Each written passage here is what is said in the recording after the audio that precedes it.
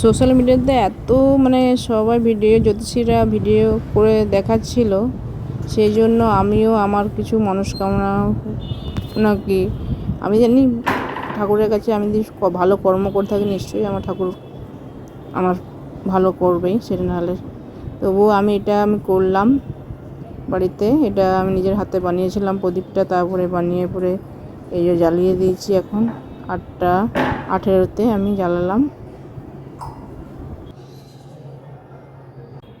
আমার উদ্দেশ্য হচ্ছে সবার ভালো করুক ঠাকুর, মানে জগতের কল্যাণ করুক, এটাও আমি চাই, নাহলে আমার ভালো হবে কি করে। এবারটা পূর্ণিমা কি অমাবস্যাটা পড়েছে, ভালো একটা আর যা ফণিদেবের কাছে যা মনস্কামনা করবে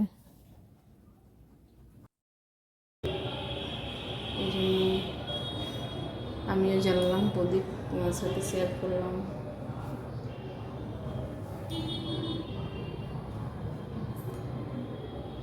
নিজের হাতে এটা বানিয়েছি প্রদীপটা।